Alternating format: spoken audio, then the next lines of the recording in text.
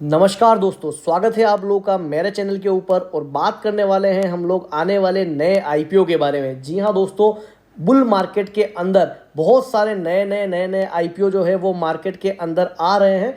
और अभी 18 दिसंबर के दिन 3 नए मार्केट के अंदर आईपीओ ओपन हो रहे हैं। तो उनमें से हम लोग सबसे पहले मोती एंड सन्स का आईपीओ हम लोग डिस्कस करने वाले हैं कि आखिर इस आईपीओ की क्या डिटेल्स है, क्या फाइनेंशियल है और क्या फिलहाल अभी इसका ग्रे मार्केट प्रीमियम मार्केट के अंदर चल रहा है। तो वीडियो शुरू करने से पहले एक रिक्वेस्ट रहने वाली है दोस्तों कि अगर अभी तक आप लोगों ने मेरे चैनल को सब्सक्राइब नहीं किया है तो चैनल को जरूर सब्सक्राइब कर लीजिए, क्योंकि आने वाले समय में और बहुत सारे आईपीओ आ रहे हैं, वो भी हम लोग इसके ऊपर डिटेल में डिस्कस करने वाले हैं। डिस्कस करते हैं दोस्तों हम लोग सबसे पहले मोती सन्स ज्वेलर्स के आईपीओ को। कंपनी जो है वो ज्वेलरी मार्केट के अंदर कामकाज करती है और बेसिकली ये कंपनी जो है वो गोल्ड, डायमंड, कुंदन और इस प्रकार के जो ज्वेलरी प्रोडक्ट्स है उसके अंदर डील करती है। अगर कंपनी के प्रमोटर की बात करें तो कंपनी के प्रमोटर्स के पास 20 सालों का अच्छा खासा एक्सपीरियंस है। कंपनी के प्रमोटर्स ने 1997 के अंदर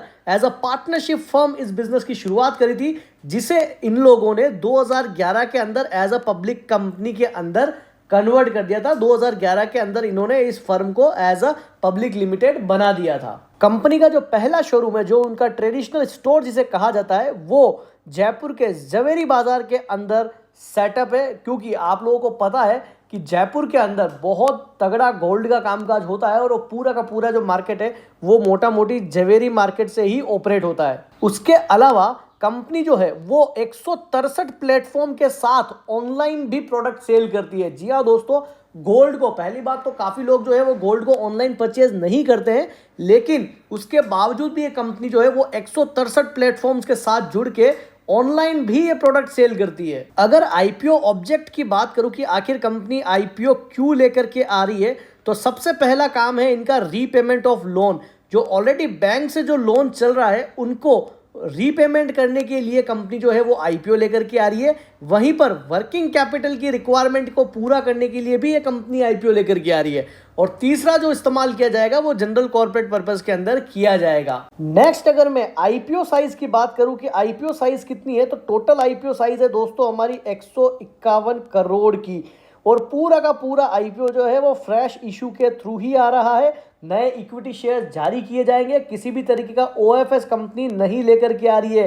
ये एक कॉन्फिडेंस देता है इन्वेस्टर को कि कंपनी जो है वो ओएफएस लेकर के नहीं आ रही है, मतलब कि प्रमोटर अपनी हिस्सेदारी कम नहीं करने वाले हैं। तो डेफिनेटली इससे कॉन्फिडेंस बिल्ड होगा इन्वेस्टर के अंदर। फेस वैल्यू 10 रुपए की रहने वाली है। प्राइस बैंड जो है वो 52 रुपए से 55 रुपए के बीच में रहने वाला है। अगर आपको याद हो तो जब कल्याण ज्वेलर्स का आईपीओ आया था तब उन्होंने 70 रुपए का प्राइस बैंड रखा था। आईपीओ जो है वो बीएससी और एनएससी दोनों के ऊपर लिस्ट होने वाला है। रिटेल कोटा रहेगा 35% का, क्यूआईबी कोटा रहेगा 50% का और एनआईए का कोटा रहने वाला है 15% का। आईपीओ ओपनिंग की बात करूं तो एंकर इन्वेस्टर के लिए 15 दिसंबर के दिन ओपन हो जाएगा। रिटेल इन्वेस्टर के लिए 18 दिसंबर के दिन ओपन होगा और 20 दिसंबर के दिन क्लोज हो जाएगा। वहीं पर अगर बेसिस ऑफ अलॉटमेंट की बात करूं तो 21 दिसंबर के दिन फाइनलाइज हो जाएगा। रिफंड जो है वो 22 दिसंबर के दिन इनिशिएट कर दिए जाएंगे। जिन्हें भी अलॉटमेंट हुआ है उनके अकाउंट के अंदर शेयर्स 22 दिसंबर के दिन ही क्रेडिट कर दिए जाएंगे और कंपनी की जो लिस्टिंग है वो फाइनली 26 दिसंबर के दिन हो जाएगी बीएससी और एनएससी के ऊपर। फाइनेंशियल की बात करूं तो 2021 के अंदर कंपनी का जो रेवेन्यू था वो था 213 करोड़ का और एक्सपेंडिचर था 200 करोड़ का। Profit after tax company declare करती है 9.67 करोड़ का। वहीं पर 2022 के अंदर कंपनी का रेवेन्यू रहता है 315 करोड़ का और एक्सपेंडिचर होता है 294 करोड़ का। कंपनी पैट डिक्लेयर करती है 15.25 करोड़ का, 14.75 करोड़ का पैट डिक्लेयर किया जाता है। वहीं 2023 की बात करूं तो रेवेन्यू रहता है 367 करोड़ का और एक्सपेंडिचर होता है 337 करोड़ का और पैट निकल करके आता है 22 करोड़ का। तो अगर हम लोग ओवरऑल बात करें तो कंपनी तीनों साल के अंदर प्रॉफिट जनरेट कर पाती है। और जैसा कंपनी का बिजनेस मॉडल है तो हमें आगे फ्यूचर के अंदर भी ये प्रॉफिट्स देखने को मिलने वाले हैं। नेक्स्ट अगर दोस्तों मैं लॉट साइज की बात करूं तो मिनिमम आपको 1 लॉट अप्लाई करना है रिटेल के अंदर और 250 शेयर का 1 लॉट रहने वाला है और अमाउंट की रिक्वायरमेंट रहेगी आपको 13,750 की।